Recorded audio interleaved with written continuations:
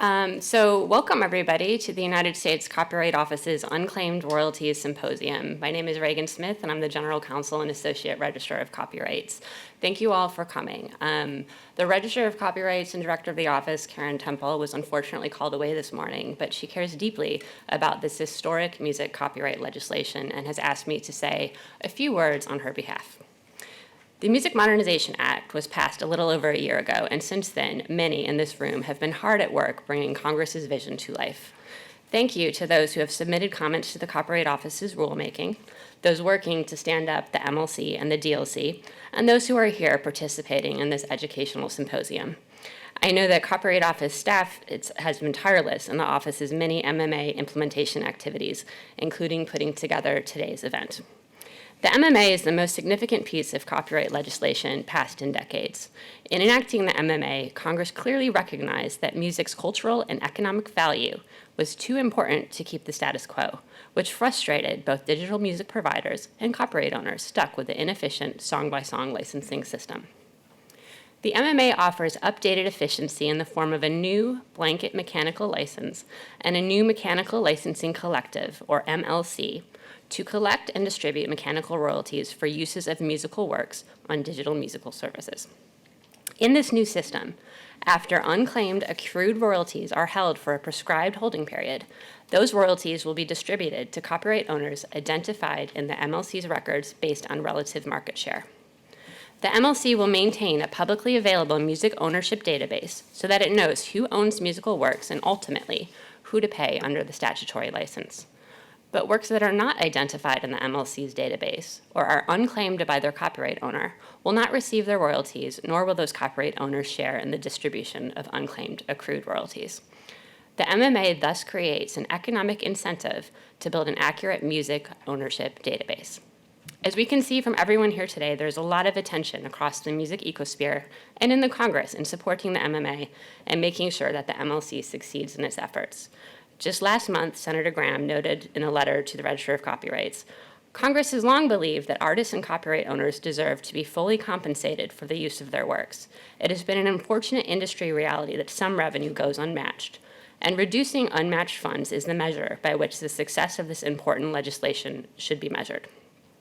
As part of the law, Congress tasked the Copyright Office, in consultation with GAO, to author a study that recommends best practices that the collective may implement to identify and locate musical work copyright owners with unclaimed accrued royalties held by the collective, to encourage those copyright owners to claim the royalties, and to reduce the incidence of unclaimed royalties.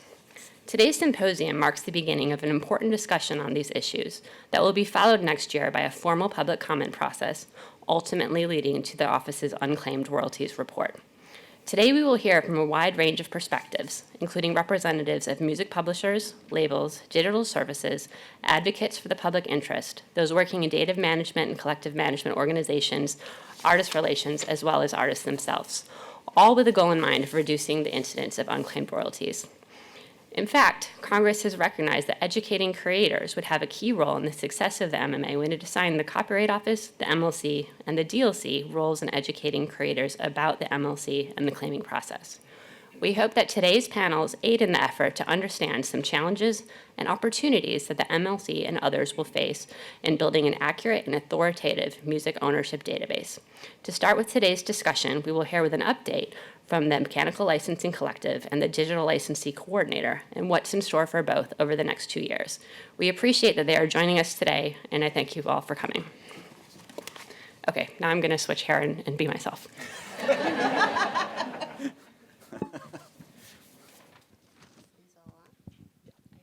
they on?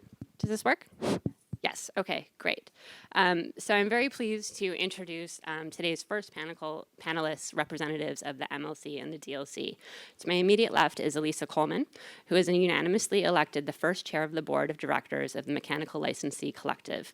Elisa is also the chief operating officer of ABCO Music and Records, as well as the president of the New York chapter of the Association of Independent Music Publishers on the board of the RIAA, among many other positions. With her is Richard Thompson, who is at the far, I guess it's all to the left of me, the CIO for the MLC. He previously served as the CTO of Cobalt Music Group for 17 years and is a former chair of the Music Metadata Standards Group DDEX, with a particular focus in the area of mechanical rights. Garrick Levin is the president and chief executive officer of the Digital Media Association, the leading organization advocating for digital music innovation, and was previously at the National Association of Broadcasters, as well as senior counsel to Senate Judiciary Committee ranking member Patrick Leahy. And we are also joined by Lisa Selden, who is the global head of publisher operations for Spotify and a board member of the DLC. Prior to joining Spotify in July 2018, Ms. Selden was Senior Vice President in Digital Operations at ASCAP, following other positions at Viacom and Napster. So thank you all for joining us here today. We really appreciate it. Let's start with Elisa. You are the chair of the MLC, and it's a very exciting time. It's exciting law for many reasons. As Senator Hatch noted, for the first time in history, songwriters and their representatives will be in charge of making sure they get paid when their songs get played. Can you describe at a high level, what is the MLC, how is it structured, what is its core tasks, and what does it need to accomplish over the next few years? Yeah, sure. Hi, welcome. Thank you all for coming.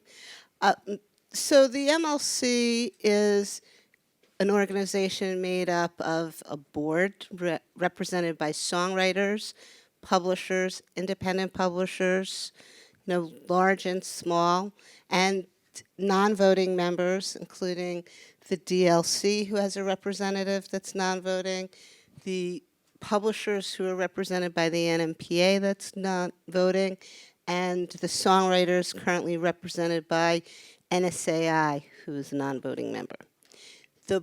The board and the organization put together several committees that were required under the law, which is the operations committee, made up of publishers and members of the DLC.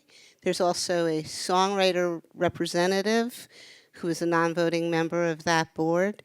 That committee works in earnest to view all the technology and make sure that we're on track in understanding how the matching and how the back end of the systems will work.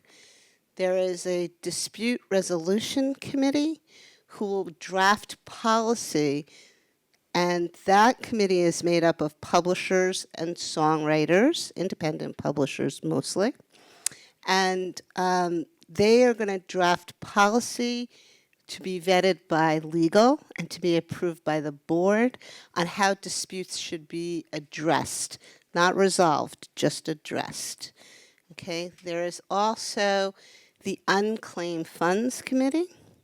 The Unclaimed Funds Committee is made up of independent music publishers and songwriters, equal amounts, and they will also create policy on distribution of unclaimed funds in coordination with the rulemaking procedure, which will be legally vetted and then approved by the board before implementation. We have a lot of those people in the room. I would love it if you just raise your hands, because each one of them who are members of these committees, we really appreciate that you spend and volunteer so many hours. To be noted is that everybody that's on the board, everybody that's on these committees who spends tons of time does it voluntarily. And you guys are busy, so can you talk a little bit about what the MLC is focused on over the next year? So you're gearing up to the license availability date. What is that, and what needs to happen before you get there? I mean, look, it's quite a unique opportunity to really represent songwriters and publishers and make sure that we put into place systems and controls and operations that address the concerns that the community has. But in addition to handling all of that, we have to actually grow a huge corporation from 0 to 60, like overnight. There's not a lot of time.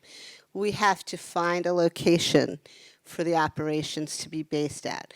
We have to hire a CEO and COO and CFO and CIO, which we've already done, okay?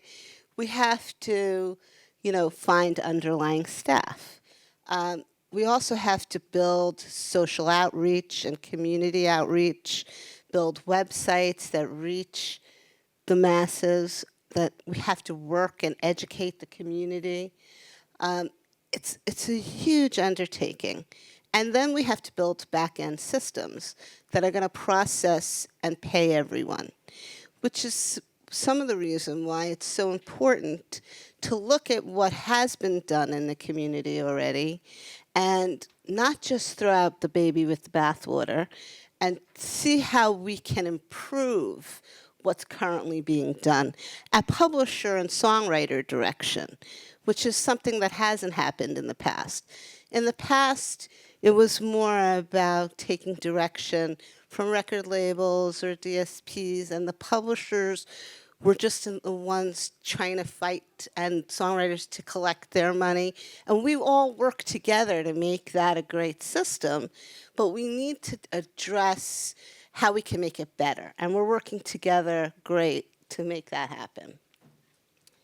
I think I wanted to follow up for a second just about that issue of reducing accrued unmatched royalties, because that's ultimately the topic of the policy study. Do you want to say anything about the key things the MLC is thinking about, or to the greater audience about how the MLC is approaching that responsibility?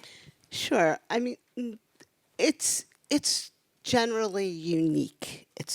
It's not just unique for the United States, which it absolutely is, but it's generally unique for the major economic centers of the world, that one place will process all of these royalties and go through all the statements and go and do all of the matching. In other areas of the world, like Europe, it's so fragmented between organizations that represent the digital collection rights, you can't get a holistic view of the community. This will be a place where you'll have a complete holistic view of what is matched, what is unmatched. One place for the first time that publishers and songwriters can go to say, I only have to go here to figure out whether I'm getting what I should be getting or not. Thank you. Now I want to turn to either Garrett or Lisa, and can you explain what is the digital licensee coordinator? Because I think you hear MLC, DLC, it sounds like kind of the same thing, but it's not really. What exactly is the DLC? What are its responsibilities, and how does it interact with the MLC? Sure. Thank you to the Copyright Office for having us here. It's a great opportunity to talk a little bit about the DLC, which, much like the MLC, was created in the statute by the MMA, designated by the Copyright Office to perform a pretty important function under the statute. Elisa kind of alluded to some of that, which is working within the MLC through board representation, through committee representation, working, Lisa works on the Operations Advisory Committee for the MLC, working both on kind of thinking about the unclaimed issue, but also, and I realize it's not the topic of today, but just the transition from the existing system that we're in now to ensure that kind of commerce still flows properly on license availability date, where there are a lot of already existing kind of business relationships in place, and making sure that the MLC is prepared and ready to operate not just kind of on a going forward basis to reduce unclaimed, but to actually get the claimed money where it belongs as well. And so the DLC by statute, our job is primarily forward-looking. To help the MLC engage in outreach to the licensee community, to help the MLC engage in outreach to the artistic community, the songwriter community. Sometimes the services have connections to the artist community that even the MLC doesn't have. And so, on a going forward basis, the DLC is going to work kind of closely with the MLC on ensuring that kind of folks are in the system and get into the system. And kind of most notably over the last few months, the DLC represents the interests of licensees in the administrative assessment questions, in the negotiations over the budget of the MLC and the operations of costs for the MLC. And do you just want to explain what the administrative assessment is? Sure. So a unique feature of the MMA is that while the MLC is operated through a board comprising publishers and songwriter representatives as voting members, the services of the MLC are actually paid for by the licensees themselves, and to figure out how much that is. What that cost is to the services, the statute requires what is called an administrative assessment of the total collective costs. If the MLC and DLC can't agree on what that is, then the Copyright Royalty Board sets that through an adversarial litigation proceeding. Over the last, I don't know how many months, it feels like a lot of them, we have been talking extensively between the MLC and DLC and working out what... Only months? It is only months. In an effort to try to come to a negotiated agreement, we did last month, which we filed with the CRB. We're waiting for the CRB to adopt that settlement, but it provides the funds that the MLC says it needs to operate, and also builds in some additional, efforts at collaboration and cooperation going forward between the MLC to kind of ensure this continues to work over time. I want to add to that it was the great work of our teams that really saw the benefit of not extending the, what could have been an adversarial position on the assessment, and that everybody worked together for the greater good of the entirety of the community to make that happen. And I know, Garrett, that you had a huge hand in that, as well as our legal team and your legal team. And, I thank you on behalf of the community for recognizing that, that we all have to make this work together. So, thank you. And just to jump in a little bit, so I focus a lot on the Operations Advisory Committee with Richard and other members of the MLC. The DLC's role is more of just providing recommendations based on our experience of processing all of these mechanicals, but at the end of the day, the MLC is the one who makes the decisions. But so far, it's been very collaborative and open, and there is a lot of work that has to be done. So all the members of the DLC are working really hard with the members of the MLC to try to get this up and ready for license availability date. Thank you, Lisa. I think it's important. Something I feel that the Copyright Office is explaining to people sometimes is that the MLC is not yet issuing the blanket license. It's all working to get towards this license availability state. And in the meantime, we're in this transition period where digital music providers, they have a limitation on liability if they engage in good faith efforts to match unmatched works and identified owners. So I don't know if one of you could talk a little bit more about what the individual DSPs are doing in this transition period. Yeah, so I'm happy to handle that and not really talk about what specific companies are doing, but the statute is pretty clear. I mean, you kind of identified it. There is this period between kind of the passage of the MMA and the availability of the blanket license where the MLC needs time to kind of get things up and running and get the blanket license available, and the services need time to kind of transition to that blanket license as well. And so, in order to avail themselves of that limitation on liability, they have to engage in these good faith efforts to continue to match works and continue to process royalties in a way that will, before the MLC can kind of start working its job, as Elisa said, through the centralized system, do good faith work to reduce the amount of those unclaimed royalties going into the MLC in the first place.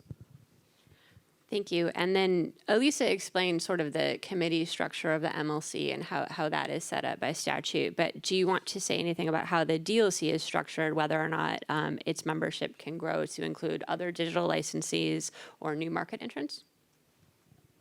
Yeah, we are open for any other licensee to join us in the first quarter of next year. We hope to have just an informational website up to give people information about the 115 license, as well as more information about the DLC and how to get involved. And we don't have the website up yet, but in the interim, if anyone has any questions about learning more about the DLC or wanting to join the DLC, we welcome all the licensees, but you can reach out to our outside counsel who's here, Allison Stillman. stillman@mayorbrown.com, or you can grab me, but we will have a website up hopefully first quarter of next year. Yeah, and I think it's just important to emphasize the DLC is open to any licensee who applies. We've got a basic membership application, and it really is an opportunity to engage in kind of information sharing and learning and helping to kind of for the services to operate in the new 115 space. It's not a lobbying organization. It can't be a lobbying organization. It's not an advocacy organization. It is a kind of representative of the licensee community in the new kind of 115 world. And so please reach out, please get involved. We're interested and eager to hear from other perspectives and to kind of grow the DLC through new market entrants, through existing market players. Like, come one, come all, please.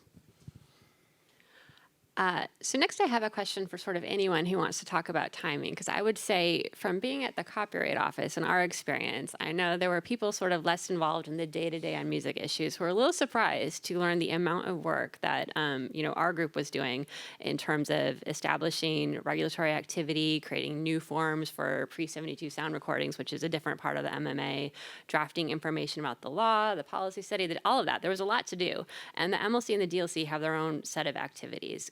Could you speak a little bit about what you've been most focused on since July and any sense of timing over the next year? You mentioned a website for the DLC. What should we expect to see out of the MLC and other activities? Sure. Well, first of all, we've already started our social media campaign. We have Facebook, Twitter, and a bare bones website. We're in the process of creating a full entry website for people to sign up and be informed. And by first quarter next year, we'll be working on completing and collecting more information from publishers and songwriters in order to do beta testing and matching. Rich will talk a little bit more about that. But we're already out in the community. We're at events. We're talking to songwriters. We're talking to publishers. We're telling everybody to get ready, put your information together, what information you should put together, your catalog, your splits, your matching ISRCs. Just get as much together as possible, because when we come, we're going to come hard, because we have a very short window of time under this law to make sure that we get everything that we need. But it's really, Richard can really speak more about that. Sure. So, I mean, in terms of things we've been working on since July, as Elisa has said, I mean, when we were designated in July, we are starting from scratch. We didn't even really know what our name was. We had no domain, no email, no logo, no visual identity, no staff, perhaps other than myself, no anything. So really, since July, we've been working on bootstrapping all of those things that any organisation needs to function, including all of those things that I've just listed. The other, I would say, there have been a number of major activities in various places. There's obviously been legal activities around the administrative assessment and around the rulemaking that's ongoing at the minute. More personally, the major thing that's been going on is identifying vendors to work with. Given the timescales that have been mentioned repeatedly already, and I dare say will continue to be mentioned because they are such a key factor. Given the timescales involved, there is no way we could have begun to try to build any of this ourselves. That simply would not have made any sense. So, as many people in the room will know, about this time last year there was an RFI process that started. About 15 or so organisations responded to that RFI. That led into an RFP process, again, as many people will know, and that RFP process concluded and was targeted to sort of conclude around the designation date. A lot of work, obviously, as many people will know, in the last few days, we've sort of announced that HFA and Consensus were the organisations that were successful through that RFP process. So a lot of the time since July has been spent working very closely with the staff at HFA and Consensus, really starting to nail down how all of this is going to work at the its lowest operational level, all of the things that we need to work out. As part of that, we have a bunch of expert groups that we've been working in, including representatives from the DSP community, representatives of the songwriting community, of the publishing community, again, trying to use those as sort of resources to capture all of their knowledge and information to make sure that we make the sort of most informed decisions that we can in terms of how the operation, how the MLC needs to sort of function operationally. Other, vendor items that we've been working with. So as well as what we sort of call the end-to-end usage processing contract that HFA and Consensus. Do you want to, before you move on, just sort of explain Sure. what are HFA and Consensus going to be doing versus what is the Sure. MLC going to be doing? Sure. So the RFP process was for what I sort of call an end-to-end usage processing services. So what I mean by that, when I say end-to-end, that means ingesting the usage reporting that the MLC will receive from the DSPs, so ingesting it, matching it to the musical works database, doing sort of royalty calculations and so on, and then distributing royalties onto rights holders. So HFA are really sort of looking after the sort of, like, let's call it the business process functions of that, and then Consensus are partnering with HFA, and they are building the portal that rights holders will use to interact with the MLC. That's the sort of course, if you get under the bonnet, it gets a little more complicated than that. But in broad strokes, that is what HFA and Consensus are doing. I'm assuming most people in the room are familiar with HFA, so I don't need to. Is any further background on HFA helpful? Well, I think that's true, but everything today is an educational symposium, so it will go on the website, and we're hoping to message to anyone who's interested. So it might, if you want to give some background, I think that could be helpful. Sure. I mean, actually, I think John Rosso from HFA is on a later panel, so I will look at John as I say this, and he can glare at me if I get anything wrong. But HFA are a long-established mechanical licensing administrator in the United States that have looked after sort of physical licensing and digital licensing for many years now. So hopefully that's sufficient for now. And John can. It's probably better to let John. He seems to be HFA. smiling, so Yeah, I didn't Okay. see any glaring, so hopefully that was all good. So you were going to move on after that. Sure. So, I mean, if we carry on with vendors, since that's there we are. So, HFA and Consensus are sort of the end-to-end usage processing contract. We've also engaged Consensus to build the website. By the time they are spending a lot of time and effort building the portal, the website is a relatively small increment to that. So it was, it made sense to ask Consensus to do that. There is an organisation called Profit that we are also working with. Profit have expertise in a number of areas, more sort of around branding and marketing, but the particular skill set that we are using them for is UX and UI, user experience and user interface. And the reason we felt this was particularly important is the very sort of diverse community of rights holders that will be interacting with the MLC. You can imagine there is a spectrum of rights holders. On the one hand, you might have portal users that have been with a major publisher for 20 years and have forgotten more about music copyright than most people will ever know. So these are the sorts of people that do not, they don't need an explanation of what an ISWC number is, or what an ISRC is, or what an IPI name number is.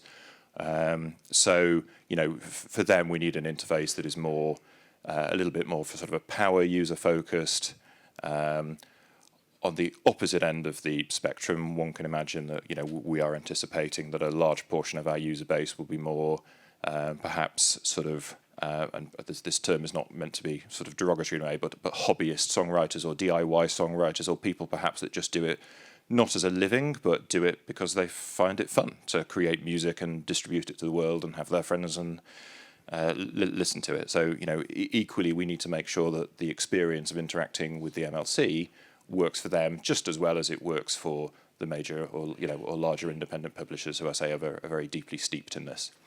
So that is where Profit are bringing their expertise to bear. They have deep expertise in designing these interfaces and designing these experiences to make sure that they will work for all of the different people interacting with the MLC.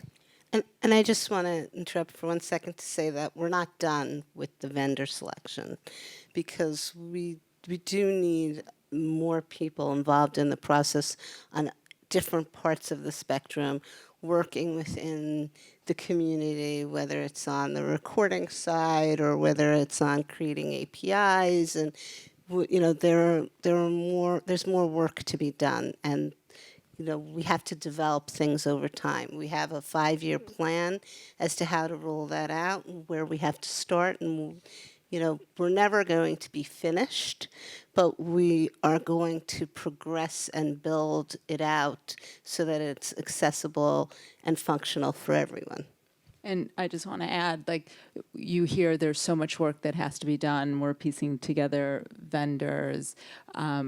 But we also want to make sure in doing this, we want to have it done the right way. So we're also working with the MLC and with the Copyright Office and all the digital services on the rulemaking for all of this, because we're trying to build this really fast to launch, but the rules are still being written for how this is supposed to work. So we're working on that together to make sure it does work properly for everyone, and the royalties flow to the songwriters without a hiccup and as quickly as possible. And technology is not stagnant. It grows, it changes, and we have to be able to grow and change with it. So we recognize that. Yeah, I mean, I think to just build on your sort of point about a 5-year plan, I mean, I think that is a really important point. I think if there was, one thing I would like people to take away from today, it will be, as everybody knows, from designation we have 18 months to stand up a completely new organisation intended to process the entirety of the mechanical streaming and mechanical download royalties in the United States, and that is not a task to be underestimated. So, we will move heaven and earth to hit the license availability date, and I'm very confident that we will hit the license availability date. But it will almost be version 1 of the MLC at that point in time. I think we've got a long list of improvements that we want to make, of efficiencies that we can find, of ways that the process has, perhaps not worked as well as it might, but we simply cannot achieve all of that in the 12 months that we have available. If we tried, we would massively overstretch ourselves. So we are focused on making sure that we deliver the core functionality that the statute requires and the statute demands and rights holders demand. But, I think, our ultimate performance needs to be judged in 3, 4, 5 years' time, because that is the length of time that it will, I used the euphemism earlier, there is an oil tanker that we need to turn around, so that will take time. So I think, please work with us, please support us, but please allow us, that time. And as I say, I think it'll be 3, 4, 5 years is when actually we will have, we will really be sort of motoring along, and I think you will start to see an awful lot of improvements come online further downstream. I don't know that was my best explanation of that, but hopefully that sort of that made sense. So I think you said a lot of things in that exchange, and I want to make sure that it's unpacked a little bit. I think it's great that the MLC is approaching things in, an agile and flexible manner. We're familiar with that at the Copyright Office, but, just regardless of which vendor it is ultimately the MLC that needs to carry on this task, right? And when you say it will take 3, 4, 5 years, I think explaining the distinction between what is happening at the license availability date and what is happening about potential distribution of unmatched accrued royalties, because they're not happening at the same time, right? That's correct. The statute also allows us 3 years to match the pending and unmatched, and then build a distribution plan for that. So there is time to make sure that we're getting it done correctly and processing things correctly. Right. So the royalties need to be held by the MLC to engage in further matching efforts after they're done by the DSPs, before they can. So even if The unmatched. right, the unmatched. Right. The matched, the intent is to get the money as quickly as possible to everybody involved. That's the goal. And a couple of other things you said. You mentioned the website, the claiming portal, different interfaces. Those are different things, right? You are not saying in Q1 2020 the claiming portal will be up, or what should people expect to see? So our current timeline has the first version of the portal going live late Q2, early Q3 of next year. I emphasize again that is the first version. That will not be functionally complete. It will have the first set of functionality that we want to make available to the rights holder community. So in particular, sort of being able to look at your catalogue, manage your catalogue, and then just do the sort of table stakes stuff like update your address, your contact information, your banking information, and so on and so forth. Exposing overclaims and disputes to rights holders so that they can have greater visibility into those. And then subsequent releases, will increase the functionality available, add efficiencies. The first version of the portal doesn't have statementing on it because we won't need statementing until 2021, the first quarter of 2021. So again, a sort of a phased approach, rolling out the functionality and making it available as soon as we can. But again, making sure that we sort of bite off manageable chunks at a time, so as not to overextend ourselves and consequently not deliver anything. Right. Yeah, you have to really look at all of the things involved in this. It's not just about matching the songs to the recordings and the percentages to the recordings. We need everybody's W-9s. We need everybody's tax information. We need people to verify and confirm and authorize, that they are the true owners and that they are the ones that are able to collect, whether they are the songwriter, whether they are the publisher, whether they are another organization who has the exclusive right to collect that income.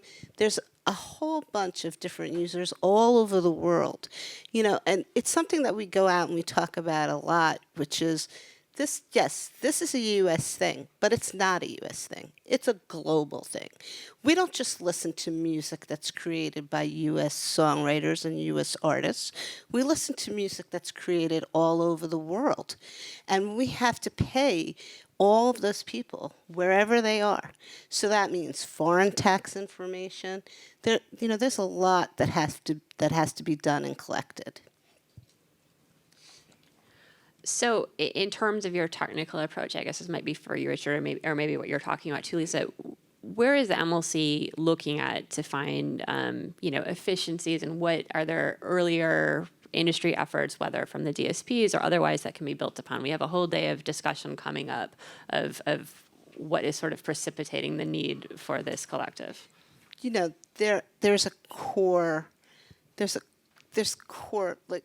core efficiencies in the market, but there are great people with a lot of experience that we've had many, many conversations with, some of whom are speaking later today.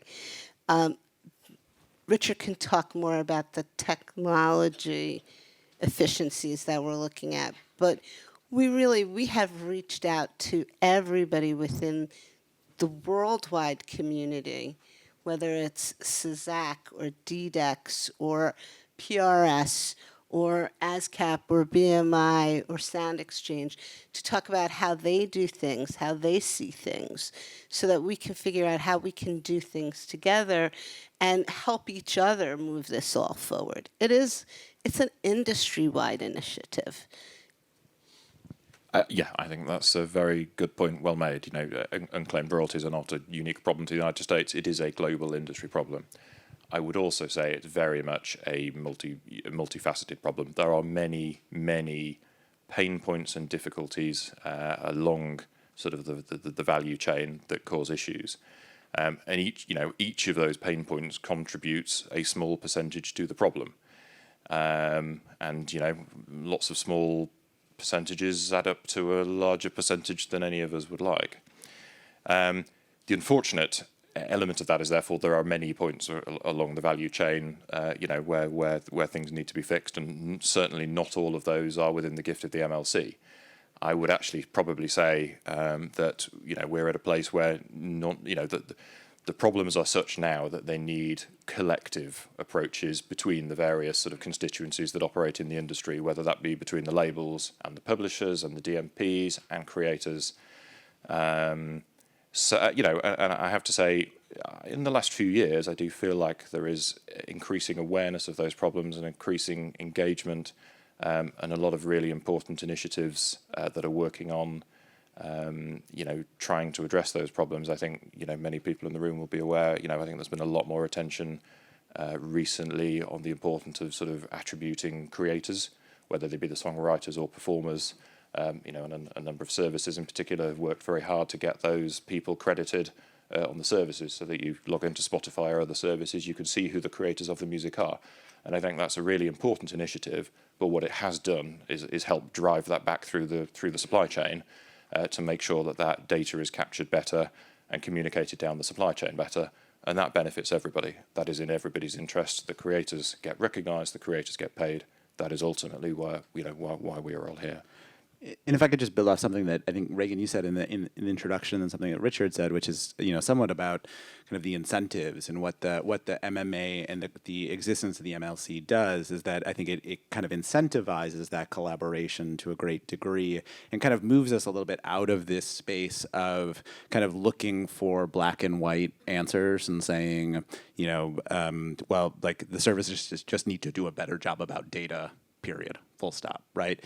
And so I think it is a much more complicated question than that, and something that where kind of at each step along the supply chain, there are issues that can arise. And I think part of the hope is that with a system, with a kind of centralized, collectivized system through the MLC and through the MMA, that actually we can start to unpack some of those spots and actually kind of try to solve them where they lie, instead of just solve them where it can kind of be legally expedient to try to solve them. So I think that is part of the hope and part of, I think, the promise of the MMA and the existence of the MLC. Yeah, I mean, I emphasise, it is collaboration that is the way that these things are going to get fixed. And I think the low-hanging fruit was fixed long ago, and generally those were the things that each constituency could deal with, by themselves. So, I mean, I think if we were, trying to identify the biggest pain point through the industry, I would say my personal opinion would be, what creators go into a studio or wherever it is they create music, and then the way the industry has historically developed, and no criticism intended here, it's just the way that it happened, is effectively the supply chain has always been bifurcated between the recording data on what we might call the label side and the musical work data on what we might call the publishing side. And the data sort of gets bifurcated in the studio, and at that minute we're all spending an enormous amount of time and energy trying to piece that bifurcation back together further down the supply chain.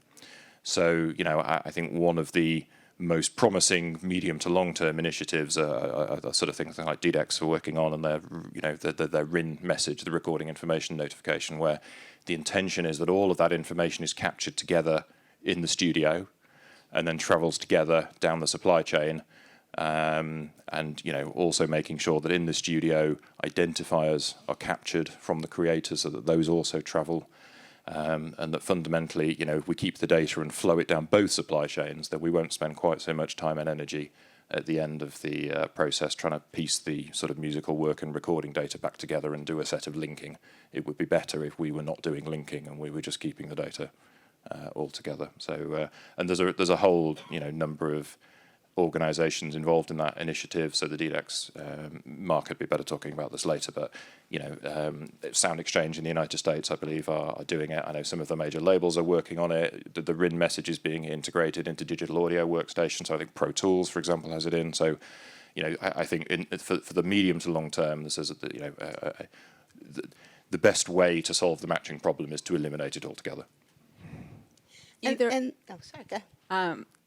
Either way, where the songwriters and the creators and publishers have to come into the claiming portal or trying to change behavior in the studio, all of this needs a tremendous amount of outreach and education. Elisa said, we're going to come hard. Like, the services are going to be marketing on their own. We talk to smaller publishers and songwriters. We got a lot of inbound questions, people asking how to get licensed. So we'll coordinate with the MLC on a marketing campaign, and all of the services will have our own marketing campaign. But all of this needs a tremendous amount of education to the smaller songwriters. Yeah, And even though it's a massive problem, it's a narrow scope issue because it is just addressing one segment of the industry where matching is a big issue. It is only the mechanical portion of digital audio streaming and downloads. So we still have as an industry representative, we still have these same issues when they go to the video side, the audiovisual side, or the PRO side and the performing rights side. You know, the hope is that some of this will help, you know, cure some of those issues, but our our charge is very narrow in scope in what we can do and what we can ask our members and the songwriters and the publishers to do to help us get that to happen, and the digital services as well. So as somebody who is really interested in these nuanced issues of music licensing and, a copyright nerd, you see that they're pretty technical. It's pretty complicated. I don't know if what you said, you kind of need to study it to really understand the import of the sliver where the MLC will come in compared to the rest of the digital supply chain and the copyright pieces of it. And I'm excited we have this whole day that will focus on these nuances that can really have an effect on paying these individual songwriters, whether you're sophisticated or not, whether you are a hobbyist or whether you are, have a backing of people who can help you figure this out and you don't need to worry about it. But in the few minutes we have remaining, I wonder if we can focus a little bit more on what we started to say, Lisa, which is education and outreach, because both the MLC and the DLC, as well as the Copyright Office, are charged by the statute to engage in these areas. So, are there certain plans? What should we expect to see? Well, as I mentioned before, we hired a PR organization. Well, I didn't mention that, but I did mention that we've already started our social media campaign. So we have a LinkedIn page, a Twitter page, a Facebook page, and the website. The website will continue to be populated with more information and more sign up. But we are also out in the community, boots on the ground, speaking at events. I get lots of requests for people from our team to come and speak. We're coordinating that. It's going to be a combination of the songwriters from our board and from our committees and the publishers from our board and our committees are out there constantly talking about what we're doing and where we're going and what you should be doing to prepare. So we're just in the early planning phases of what the outreach is going to be. Because we're in this transition phase, our current outreach is still sending people to our current mechanical vendor. But we have had a huge push, as Richard said, to get songwriter information into Spotify. Most of the data that comes in from the labels has some songwriter fields the songwriter field filled in. So we're talking to the providers about providing all the publishing and songwriting data already. So once we know when your portal launches, when your website launches, we'll have a place to send them. But in this interim period, we're still it's sort of business as usual, but we are planning to have big outreach to send people to the MLC when it launches. And so this would be, for example, on, I guess, the Spotify website. The statute says that the DLC should encourage providers to put this contact information for the MLC on the individual website. Right. So the DLC has kind of two educational and outreach components. One is that one, which is kind of towards songwriters and towards creators. And Lisa acknowledges that, and I mentioned this earlier, like for some songwriters and creators, the services might have like closer relationships with them than folks affiliated with the MLC, right? And so there is an added resource value of services being able to get those inbound questions and help direct them to the MLC. But because we can direct them to them now, right? But there's not the portal, there's not the website. And so on the other track of education outreach from the DLC is towards the broader licensee community. And that was some of what I was talking about before and what Lisa mentioned, which is to launch a fairly basic website that that is informational in nature for licensees, with some kind of information about the MMA and the transition to the blanket license, and kind of continue to speak at events like this and other industry events to make sure that folks know that there are resources available, whether it's the MLC, the DLC, the Copyright Office, where people can go, because people have different levels of comfort with various entities about reaching out and getting answers to questions. And the statute's pretty clear on a lot of stuff. The regs will make it even clearer, and I think at a certain point in time, we'll all be able to kind of answer those questions in the same ways, which will be really helpful. Right, and our budget includes outreach and marketing and public relations, and we, in early discussions, we formulated how we would, basically canvass not just the United States, but parts of the rest of the world to get this message out. So, we're very aware of our obligations and really, look to fulfill them. And hire people to help us fulfill them. Great, because I think, as the statute's very clear, the overall goal is that artists and copyright owners deserve to be fully compensated for their works, and you're here to help make sure that starts to happen. And I will close on plugging the Copyright Office's website, because we also have an educational mission, and we have a website for the Music Modernization Act where you can download educational materials, you can download the law, you can see where we're at in all of these rulemaking activities, and I think one day, link to the MLC when it is coming up. Is there anything else that you would like to say before we start getting into all these nuances of what's up? Yeah, it takes a village. It's going to take all of us. I understand there's controversy. I understand there are naysayers, but we need everyone to come together to help us to make this work for the betterment of the entire community. And come to us with your ideas. If you have certain ideas, we're open to listening to everybody. We want to hear what you have to say. Okay, thank you.